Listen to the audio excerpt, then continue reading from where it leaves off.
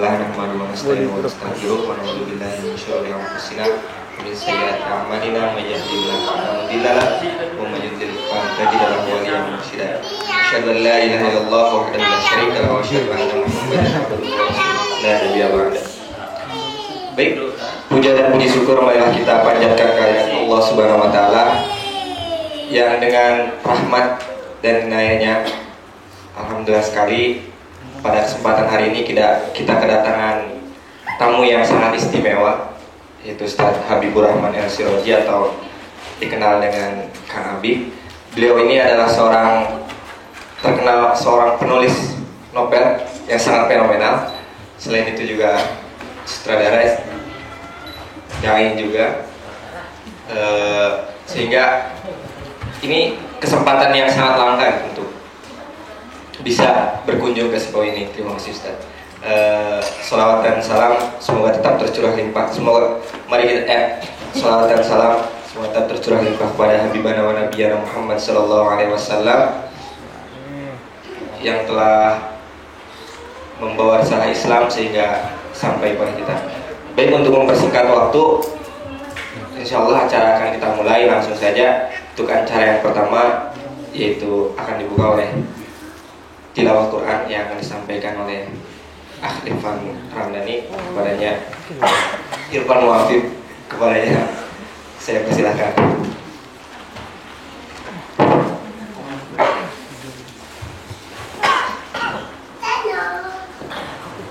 Assalamualaikum warahmatullahi wabarakatuh. Waalaikumsalam warahmatullahi wabarakatuh. أعوذ بالله من الشيطان الرجيم. بسم الله الرحمن الرحيم. إن الله هو ربي وربكم فاعبدوه هذا صراط مستقيم. فاختلف الأحزاب من بينهم فويل للذين ظلموا من عذاب يوم أليم. هل ينظرون إلا الساعة أن تأتيهم بغتة وهم لا يشعرون.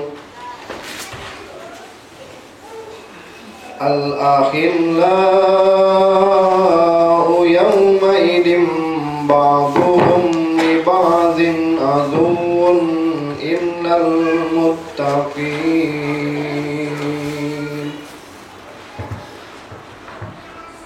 صدق الله العظيم.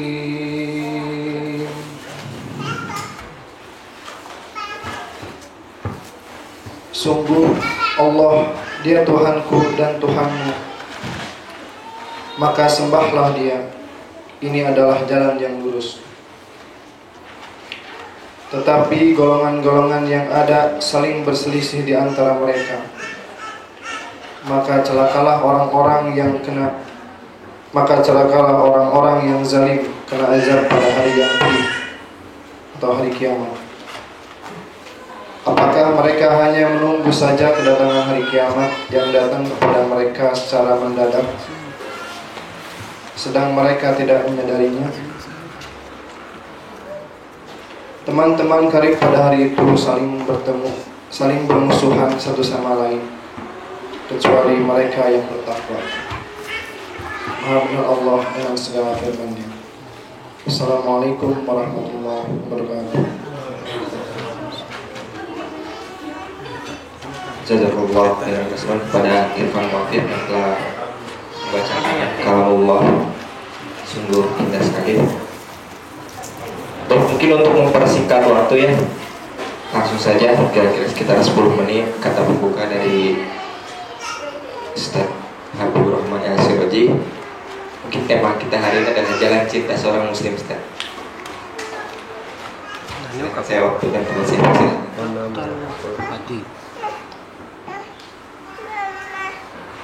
Assalamualaikum warahmatullahi wabarakatuh. Innal hamdalillah nahmaduhu wa nasta'inuhu wa nastahdihi wa nastaghfiruh wa na'udzu billahi ta'ala min shururi anfusina wa min sayyiati a'malina. May yahdihillahu fala mudilla lahu wa may yudlil fala hadiya lahu. Asyhadu an la ilaha illallah wahdahu la syarika lahu wa asyhadu anna nabiyyana Muhammadan abduhu wa rasuluh la nabiyya ba'dah. Allahumma salli wa sallim wa barik ala hadan nabiyyil karim wa ala alihi wa ashabihi wa man tabi'ahu bi hudahu ila yaumiddin. Faqad qala Allah azza wa jalla fi kitabihil karim, a'udzu billahi minasyaitonir rajim. Al-akhillau yawma idzin ba'duhum li ba'din aduwwun illal muttaqin. Amma ba'd. Yang saya muliakan dan sangat saya cintai seluruh saudaraku seiman seakidah yang ada di kota di pojok Jepang ini.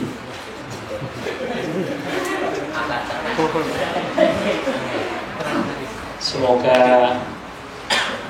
semuanya yang hadir di rumah Allah ini mendapat curahan rahmat Allah Subhanahu wa taala. Semuanya mendapat barokah. Semuanya mendapat limpahan karunia Allah yang tiada henti-hentinya. Amin ya rabbal alamin.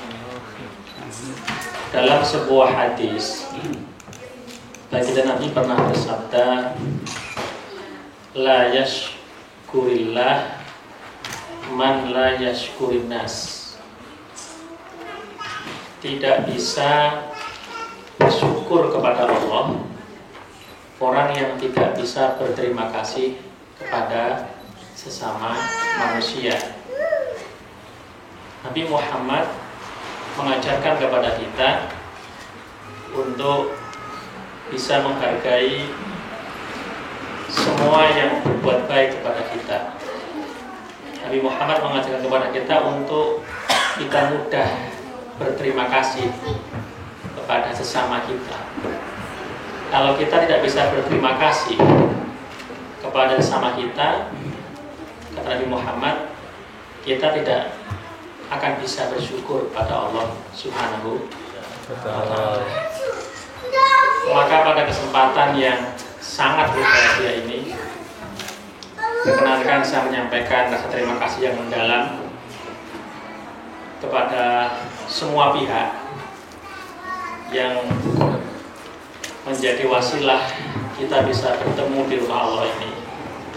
Yang pertama, saya menyampaikan kepada jajaran dari PKPU, ya, Pos Keadilan Peduli Umat, yang memang yang mensponsori saya untuk bisa sampai di Jepang ini, yang urus tiketnya, urus semuanya. Saya tinggal berangkat saja, intinya begitu. Saya juga harus berterima kasih kepada teman-teman dari ITIB, ya, Mas Rozi yang antar saya tadi malam, nemenin juga kan malam, ya. Terima kasih Mas, semoga nggak kapok ya nemenin saya. Kalau nggak ditemenin repot juga. Karena terus terang saya belum bisa baca itu, buru-buru pagar rusak itu susah ya baca. Pagar rusak semuanya, buru-burunya ini susah dibaca. Saya bisa nyasar kalau ini, ya kan. Terima kasih kepada Ustaz siapa tadi?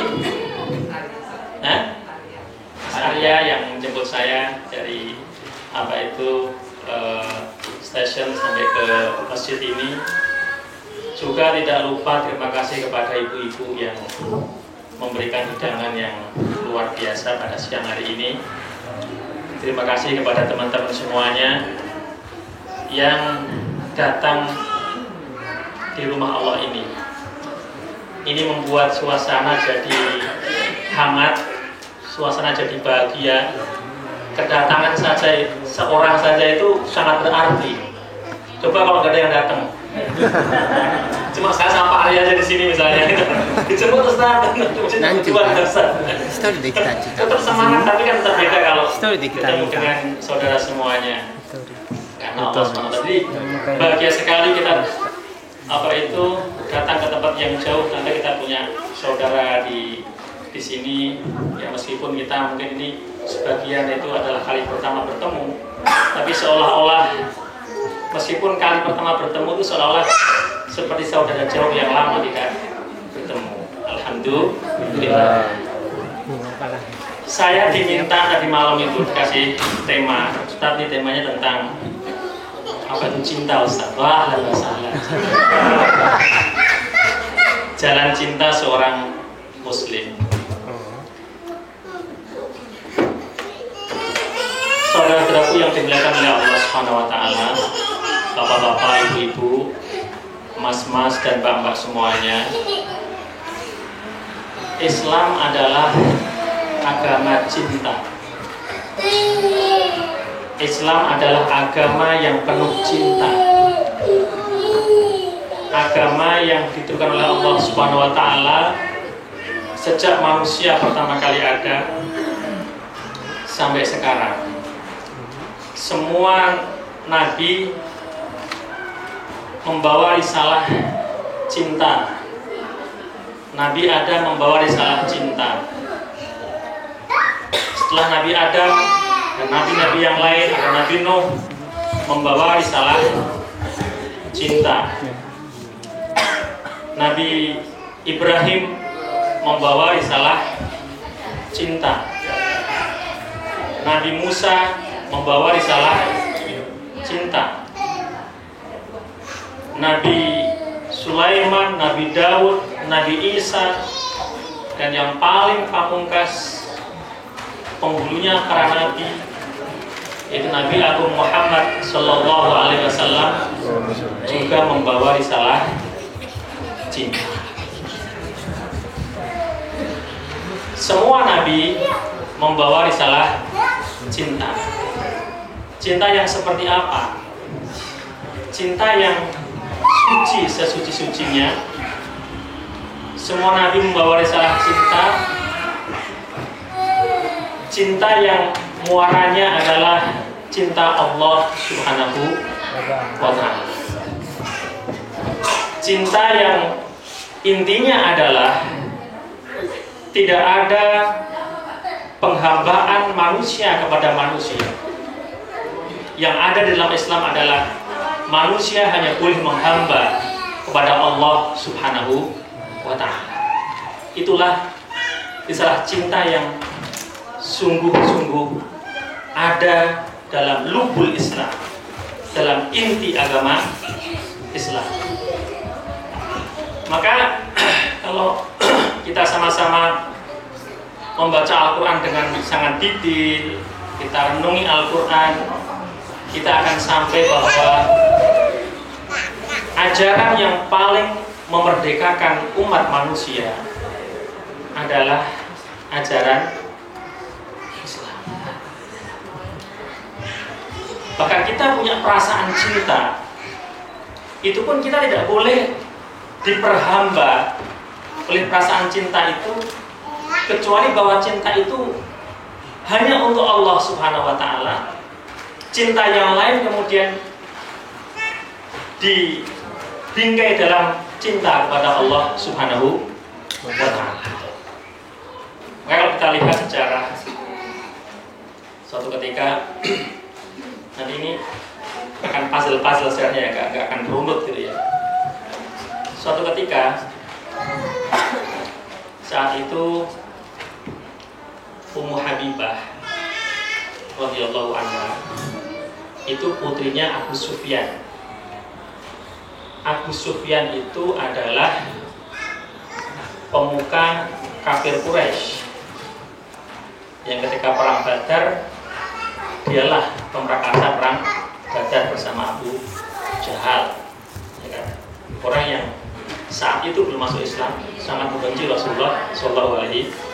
Sedangkan Ummu Habibah itu udah masuk Islam duluan. Yang nanti kemudian Ummu Habibah itu di peristri Rasulullah Shallallahu Alaihi Wasallam. Suatu ketika dalam sebuah dinamika dakwah, ya, nanti ada satu masalah di mana Abu Sufyan itu harus benar-benar istilahnya minta maaf kepada umat Islam. Dulu itu udah ada semacam tahaluf. Tahaluf itu kalau zaman sekarang agak tepat, kalau dalam politik itu semacam koalisi. Kalau dalam antar negara itu sekutu.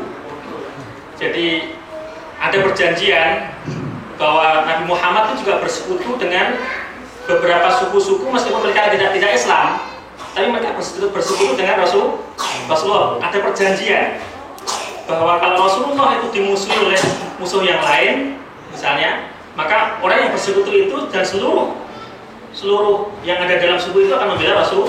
Dan sebaliknya, kalau sekutunya Rasulullah itu juga dijahati oleh lain, misalnya Rasulullah bersama umat Islam akan membela dia.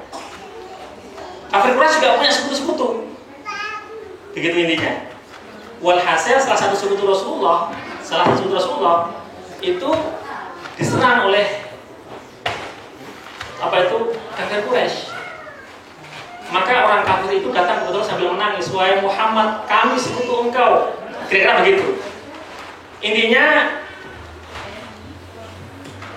orang kafir Quraisy itu akan merasa bahwa Nabi Muhammad kalau dalam perjanjian semacam itu nggak akan memberi ampunan kecuali berperang karena sudah sangat-sangat jahatnya. Beberapa utusan datang kepada Nabi Muhammad ke Madinah untuk minta maaf atas kejadian itu nggak diterima. Sampai yang terakhir datang adalah siapa? Abu Sufyan. Abu Sufyan datang ke Madinah demi supaya Nabi Muhammad itu tidak mengerahkan pasukan ke Mekah. Intinya begitu. Minta maaf betul. Semua yang ada di Madinah yang dulu kenal itu seolah nggak kenal tadi. Itu Ali, karena dia salah dia. Abu Sufyan salah. Ali mau bicara, semuanya mau bicara. Nggak ada yang mau bicara sama Abu Sufyan. Kalau bicara langsung kepada Rasulullah. Sampai terakhir Abu Sufyan ingat dia punya putri di situ. Siapa? Ummu Habib. Dia datangi. Abu Sufyan mendatangi Ummu Habibah. Datang ke rumahnya. Dan itu ada sebetulnya Rasulullah SAW. Sampai tiba-tiba Abu Sufyan itu duduk, ya kan? Biasanya itu untuk Rasulullah. Di situ langsung dibentak oleh Habibah. Ya Rasulullah, wahai musuh Allah, kamu jangan duduk di situ. Kamu jangan duduk di situ. Kamu jangan duduk di situ. Itu untuk Rasulullah. Kemudian Abu Sufyan, apakah kamu nggak kenal aku? Aku kenal, tapi saat ini tidak. Tidak. Apa yang ingin saya sampaikan adalah bagaimana sikap seorang Ummu Habibah ketika saat itu cinta kepada Allah dan Rasulnya, dan itu juga ada ayah dan ibu, ada ayahnya. Saya itu benar-benar harus memilih saat itu kan, ya harus benar-benar memilih saat itu Ummu Habibah. Maka dia tetap pilih Allah dan Rasul. Allah dan Rasul. Jadi semua cinta kita itu adalah cinta yang muaranya adalah untuk Allah dan Rasulnya, untuk Allah dan Rasulnya. Kita cinta pada seseorang, laki-laki juga suka sama perempuan. Di dalam Islam ahlan wa sahlan. Boleh. Sudah boleh banget. Islam itu agama paling romantis. Serius. Islam itu agama paling romantis. Paling romantis. Contoh ya, romantisnya Islam. Yang belum nikah ada nggak? Banyak. Belum. Saya aja. Yang belum nikah nih. Romantisnya Islam dalam sebuah hadis itu dikatakan kalau sepasang suami istri, ya, sepasang suami istri, tentu yang suami istri bener loh, yang halal suami istri, bukan ngaku-ngaku suami istri tapi suami istri yang benar. Itu kalau di antara mereka bermesraan, misalnya bermesraan itu saling meremas-remas jari jemari gitu ya. Itu dalam hadis dijelaskan dosa-dosa suami dan istri itu berguguran lewat jari jemari itu.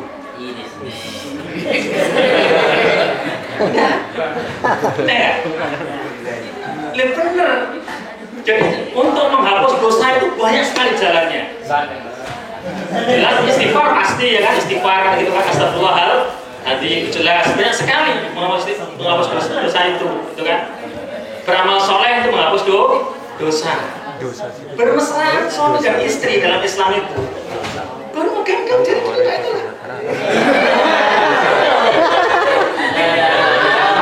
Suami istri laki-laki dan perempuan megang jari itu dosanya berguguran. Semakin lama semakin keras.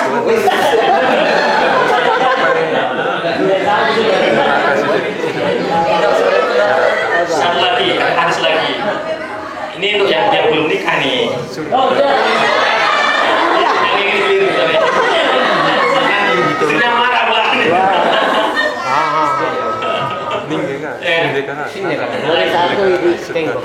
Semua jenis permainan, menurut hadis ini itu sia-sia kecuali dua. Pertama, seorang lelaki yang dia bermain dengan kudanya dalam rangka untuk jihad fisabilillah. Jadi dia melatih kudanya untuk jihad fisabilillah. Itu nggak sia-sia. Meskipun satu hari dia naik kuda, lompat dan sebagainya itu kalau niatnya karena Allah itu pahala. Yang kedua, sepasang suami istri yang bermain-main di antara mereka berdua itu tidak sia-sia. Tidak sia. Selama mereka berdua itu bermain-main di antara suami istri itu pahala terus. Itu pahala terus ya. Romantis ya. Itu pahala terus. Yang punya istri ya kan belum pernah bermain-main lah.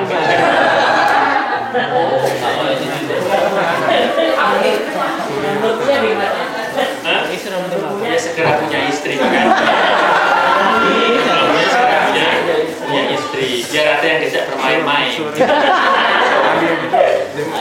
Biar main-mainnya itu benar-benar main-main sama gitu. Kembali. Jadi segeralah. Muara cinta seorang muslim itu kembalinya selalu kepada Allah dan Rasulnya. Cinta itu kalau dalam Islam itu tidak semata-mata, terutama kalau untuk laki-laki dan perempuan, tidak semata-mata untuk memenuhi syahwat. Tidak hanya itu, bahwa Islam juga memberikan fasilitas untuk itu, ya kan? Salah satu kalau kita baca buku fikih, salah satu tujuan untuk nikah itu ya diantaranya adalah, ya kan? Diantaranya itu memang juga untuk menyalurkan syahwat. Perempuan itu juga punya suka dengan laki-laki, laki-laki suka dan perempuan diberikanlah saluran yang suci yang namanya akdun nikah, akad nikah. Di luar itu jalan yang tidak dibenarkan oleh Islam, tidak dibenarkan. Diberi saluran, itu adalah sunnahnya para nabi dan rasul. Para nabi seperti itu. Nabi Adam bangun tidur tiba-tiba ada orang di sampingnya, perempuan beda kan, siapa? Hawa. Itu pun sama Allah kemudian diangkat. Akad nikah. Semua nabi semua akad nikah. Semua nabi akad nikah. Dan semua nabi itu dari keturunan yang keturunannya itu dari akad nikah semuanya. Sampai Nabi akhir zaman Nabi Muhammad SAW itu dari tulang sumsum yang semuanya itu dari akad nikah, dari suci. Inilah jalan yang suci. Jalan yang suci yaitu akad nikah. Sang istri setia pada suami, suami setia pada istri. Baik, kembali pada al-hub. Islam datang dengan cinta. Islam datang membawa cinta. Maka di dalam Al-Quran Nabi Muhammad oleh Allah Subhanahu wa taala dijelaskan, wa ma arsalnaka illa rahmatan lil alamin. Wa ma arsalnaka, dan tidak aku utus engkau Muhammad illa rahmatan lil alamin, kecuali untuk menjadi rahmat bagi alam semesta. Jadi Nabi Muhammad itu meskipun dulu ada di Arab, itu diutus oleh Allah itu untuk seluruh umat manusia. Tidak hanya umat manusia. Kalau kata alamin, kalau kita merujuk kepada bahasa Arab, alamin untuk seluruh alam semesta. Ada jin, maka termasuk jin juga. Maka jin nanti kalau dapat surat jin itu ada yang muslim, ada yang mukmin, ada yang kafir. Yang mukminnya yang ikut agama Muhammad sallallahu alaihi wasallam. Kalau kata-kata rahmatan lil alamin, rahmat untuk rahmat bagi alam semesta, itu sesungguhnya adalah puncaknya cinta. Puncaknya cinta. Jadi kalau kita merujuk kepada bahasa Arab, untuk menyebut cinta itu macam-macam bahasanya. Kadang-kadang pakai hubun, itu artinya cinta. Ada wudun, bukan maknanya jadi mawaddah, itu juga cinta. Ada ishkun, ya kan? Itu juga cinta. Nah, ada lagi mana?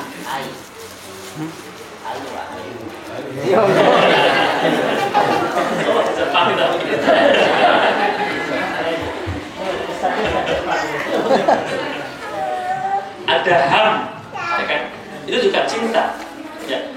Tapi itu punya makna yang beda-beda. Juga ada rahmah, itu juga cinta, ya kan? Hub itu umum sekali. Hub itu umum sekali. Kalau ana uhibbuki itu biasa, umum sekali. Itu cinta, ya kan?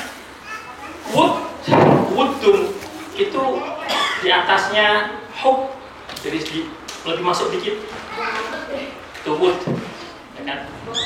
Lebih dari sekedar hub. Kalau hub mungkin ya awal-awal kenal, kira-kira begitu. Kalau wud itu udah mungkin sekian tahun kenal, kira-kira begitu. Udah saling, udah bahasanya nggak perlu bahasa yang apa itu yang formal lagi. Kadang dengan isyarat udah tahu itu namanya wud. Ada lagi ham. Kalau ham itu jenis cinta yang maaf, itu cinta yang harus ada pemenuhan nafsu di sana. Kalau dalam bahasa Indonesia ada birahi, itu namanya ham.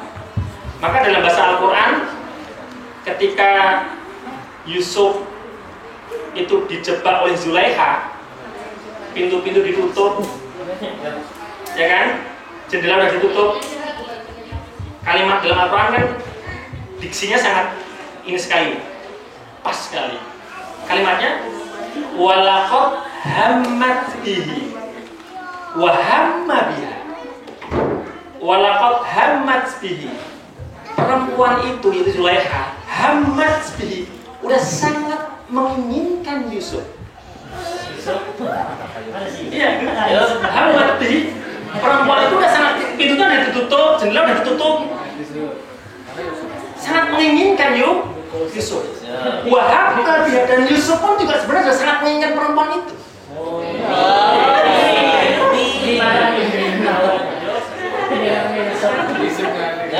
Seandainya Yusuf tidak laula an ra'a burhanan, kalau nggak melihat burhan dari Allah Subhanahu wa Ta'ala, kalau nggak diberi takwa oleh Allah Subhanahu wa Ta'ala, Yusuf itu juga akan seperti keinginan perempuan itu. Kalimatnya di situ pakai ham. Karena apa? Karena memang yang pengen itu, gitu intinya. Udah mengarah ke sana itu, bukan sekedar pengen apa itu ngomong itu enggak, itu ham mati. Maka ham itu kalimatnya pakai ini.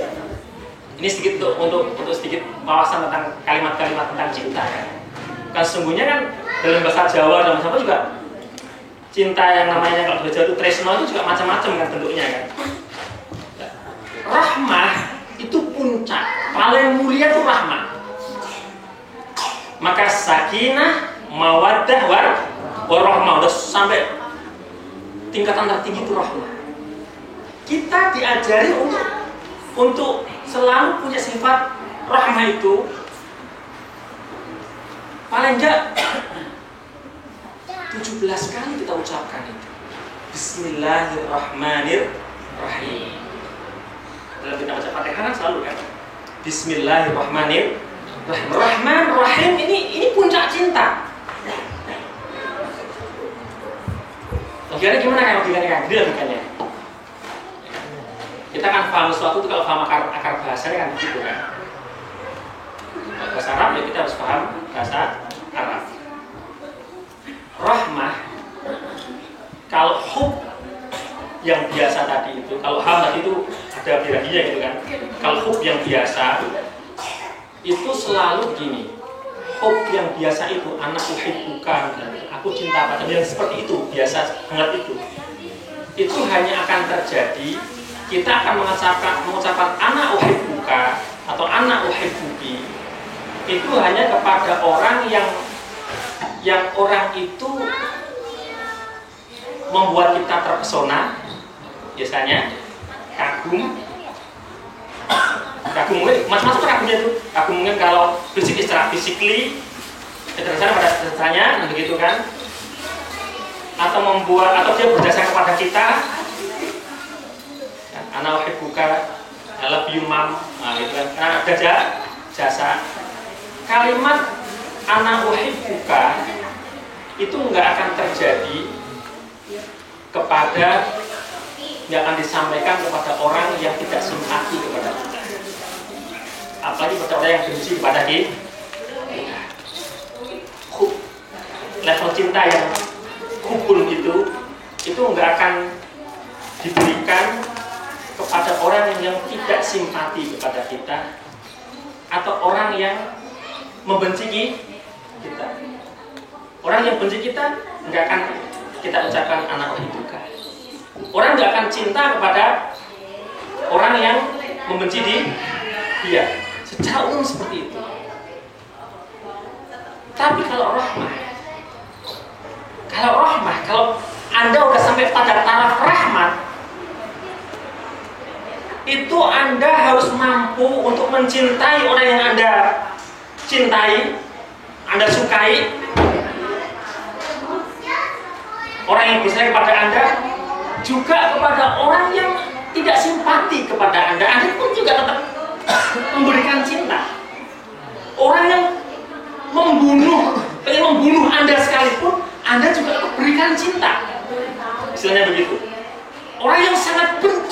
Anda, menghina Anda, itu Anda balas dengan cinta.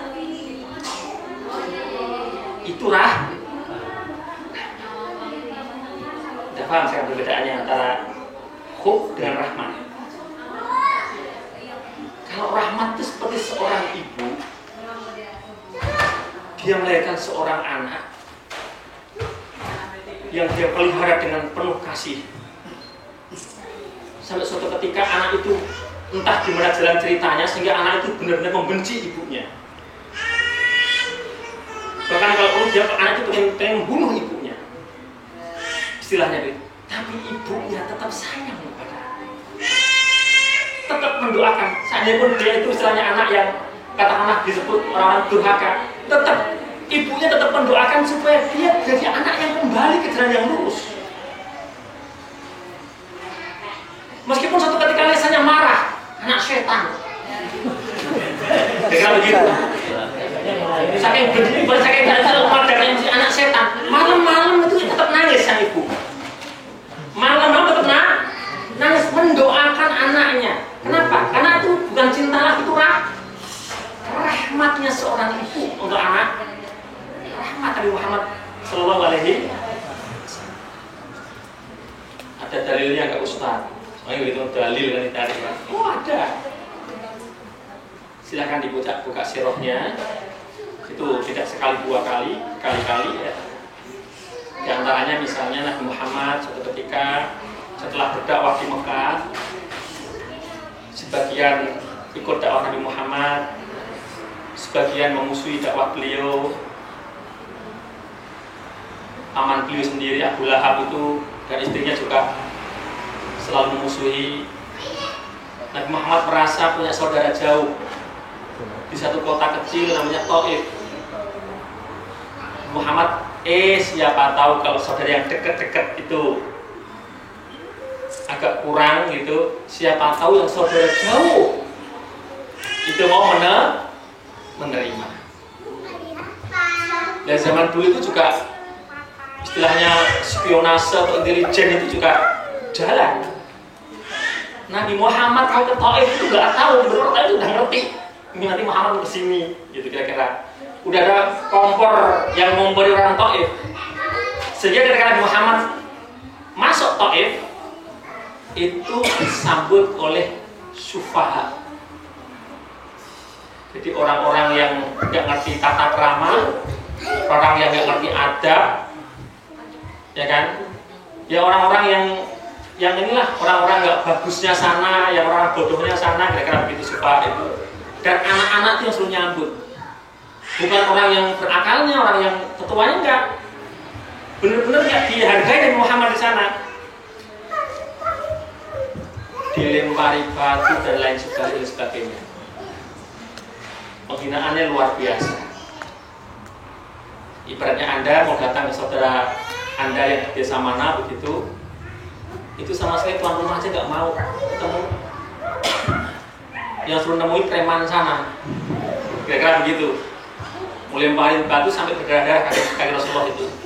Lari ke sana dilempar, ke sana dilempar. Akhirnya Nabi keluar. Kalau dalam sirah itu malaikat itu sampai turun melihat kekasih Allah Nabi Muhammad itu diperlakukan dengan seperti itu malaikat itu sampai turun tidak terima istilahnya begitu. Menemui Nabi Muhammad, wahai Muhammad, kalau engkau izinkan gunung itu biar aku ambil, aku timpakan pada orang itu semua biar mampus semua kayak begitu. Tetapi Nabi Muhammad itu bukan bukan manusia biasa. Beliau itu manusia yang hatinya penuh cinta. Disampaikan kepada malaikat, jangan, ya kan? Jangan. Siapa tahu di antara mereka nanti juga akan lahir para pejuang Islam. Allah Tuhan mendoakan mereka. Allahumma hdi qaumi fa innahum la ya'lamun. Ya Allah, tunjukkanlah kaumku ke jalan yang benar karena mereka belum tahu. Mereka belum tahu ya. Karena belum tahu. Ini Nabi Agung Muhammad Sallallahu Alaihi Wasallam. Orang yang mungkin bencinya, cuma sebenci-bencinya, itu dibalas dengan cinta, dibalas dengan doa. Baik, 10 menit jadi 15 menit jadi 30 menit. Karena moderatornya diam aja kok. Baik, sampai di sini pembukaannya, saya kembalikan kepada moderator. Biar nggak ngantuk moderatornya ini. Alhamdulillahirobbilalamin. Sungguh materi yang sangat indah ya. Memang cinta itu kalau dibahas itu nggak ada habisnya, Ustaz ya. Oh, itu anak muda yang sudah beristri dan bersuami pun sangat senang membicarakan masalah cinta ini.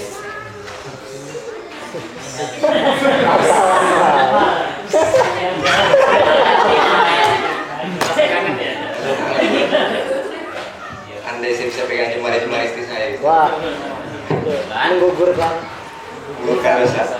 Baik, tanpa panjang lebar, selanjutnya mungkin ke sesi tanya jawab. Silahkan, saya persilahkan untuk 2 orang penanya terlebih dahulu yang ingin bertanya tentang masalah cinta khususnya. Dari akhwat 1, dari ikhwan 1, silahkan. Ada Mas Febri.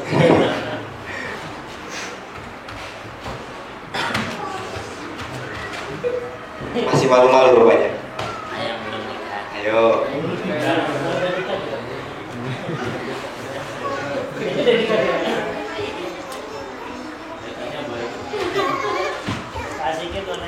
Dari Ikhwan Afgar, Mas Afgar.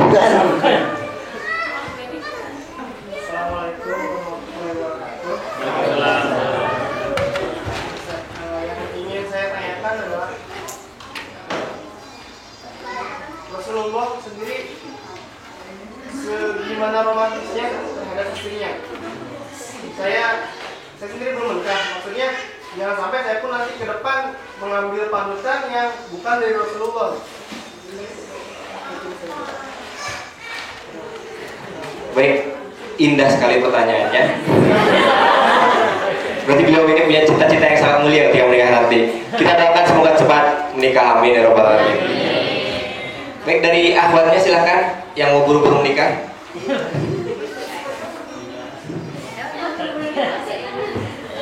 Masa yang belum nikah katanya harus bertanya? Yang sudah nikah juga nggak apa-apa, biar lebih cinta suaminya.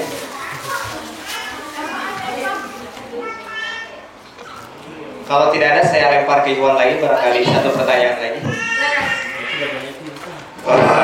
Kalian bertanya. Kalau perlu tanya satu-satu. Kalau tidak ada, mungkin langsung saja, Ustaz. Romantisme Rasulullah. Ini menarik sekali. Ya, seperti apa romantisnya Rasulullah Sallallahu Alaihi Wasallam. Kita paham bersama bahwa di antara orang-orang yang bertakwa, yang paling bertakwa adalah Rasulullah Sallallahu Alaihi Wasallam. Paling bertakwa. Di antara para nabi yang paling mulia itu Rasulullah Sallallahu Alaihi Wasallam. Di antara orang-orang yang paling takut kepada Allah,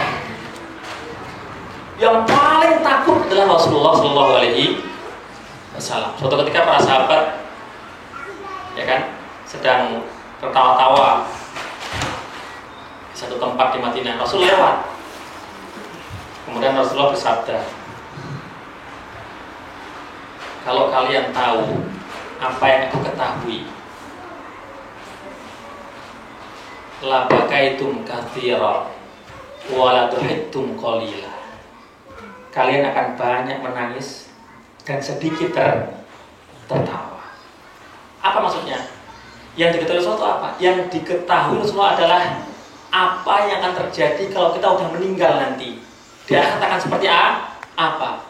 Di Siratal Mustaqim seperti apa? Di Yaumul Mahsyar seperti apa? Kalau kalian tahu seperti yang aku ketahui, kalian itu akan sedikit tertawa, banyak menangis. Artinya apa?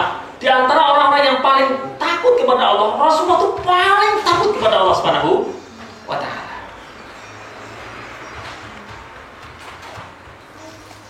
Kemudian di tempat yang lain bersabda, akmalul mu'minina imanan ahsanuhum khuluqa. Orang beriman yang paling baik imannya, yang paling baik akhlaknya. Di tempat lain Nabi bersabda, sebaik-baik kalian adalah yang paling baik terhadap keluarganya. Sebaik-baik kalian adalah yang paling baik terhadap istrinya. Dan aku adalah orang yang paling baik terhadap istriku, kata Rasulullah. Jadi dibandingkan para suami-suami yang paling baik kepada istrinya, Rasul itu yang paling baik dari para suami yang baik pada istrinya. Jadi saatnya harus menangis kepada Allah, Rasul itu orang yang paling saatnya harus berdiri sholat. Rasul itu orang yang paling sempurna berdirinya sholat sampai kakinya bengkak. Tapi giliran paling memuliakan istrinya, Rasul itu paling memuliakan. Giliran paling romantis padanya, Rasul paling romantis. Contohnya, Aisyah itu punya ponakan, saya lupa namanya. Salah satu keponakan Aisyah. Karena saya kan punya saudara, ada Abdurrahman bin Abu Bakar, ada Bambang itu kan. Aisyah punya ponakan. Ponakannya itu masih pengantin baru.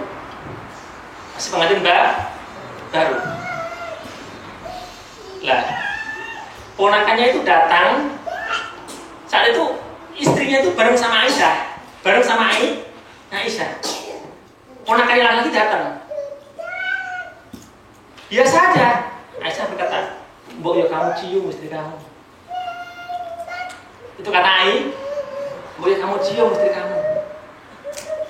Ponakannya alasan, "Aku sedang puasa." Aisyah kemudian berkata,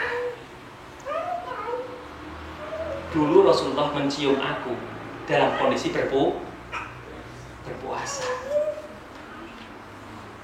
Nanti masuknya nanti kita kemudian fikih puasa kan ya.